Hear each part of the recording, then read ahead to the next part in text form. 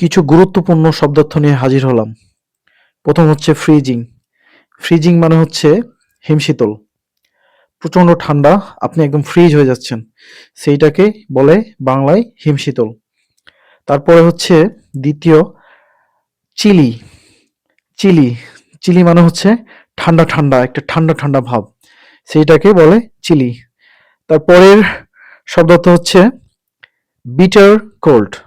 Bitter cold, প্রচণ্ড ঠান্ডা, প্রচণ্ড ঠান্ডা, তখন সেইটাকে বলে বিটার কোল্ড। আইসি। আইসি মানে হচ্ছে বরফছন্ন বা বরফযুক্ত, বরফ টাইপের আর কি, এরকম কে বলা হয়।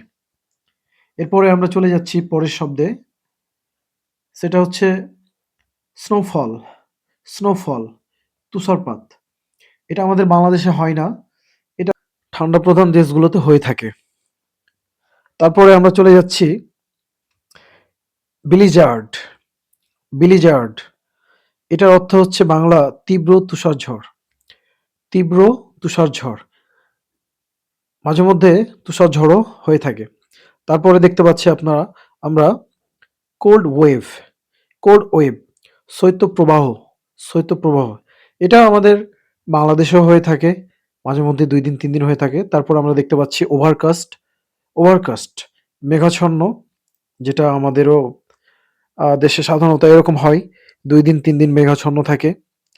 তারপরে আমরা দেখতে পাচ্ছি ডেন্স ফগ।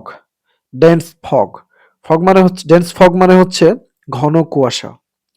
ঘন কুয়াশা, যেটা আমাদের বাংলাদেশে দেখা যায়। পরের শব্দ হচ্ছে ড্রাইনেস। ড্রাইনেস, ড্রাইনেস মানে হচ্ছে শুষ্কতা। শুষ্কতা, শীতের সময় দেখা যায় যে আমাদের শরীরের ত্বক সবকিছুই শুষ্কতা হয়ে যায়। তারপর হচ্ছে মর্নিং ডিউ। মর্নিং ডিউ মানে হচ্ছে সকালের শিশির, যেটা আমরা প্রায় সকলেই সবাই দেখে থাকি সকালবেলায় শিশির ভেজা গাছের উপরে। তারপর হচ্ছে ফগি ডাউন। ফগি ডাউন, কুয়াশাচ্ছন্ন ভোর। একদম যারা ফজরের নামাজে ওঠে তারা এই বিষয়টা বেশি খেয়াল করে। ফগি ডাউন, কুয়াশাচ্ছন্ন ভোর। তারপরের শব্দ হচ্ছে উইন্টার ক্রপস। উইন্টার ক্রপস মানে শীতকালীন যেসব ফসলগুলো হয় সেগুলোকে বলা হয় উইন্টার ক্রপস ইংরেজি ভাষায়। আমরা তার পরের শব্দে চলে যাচ্ছি, সেটা হচ্ছে যে সাব জিরো। সাব জিরো মানে হচ্ছে 0 ডিগ্রির নিচে যে তাপমাত্রাটা, সেইটাকে বলা হয় সাব জিরো।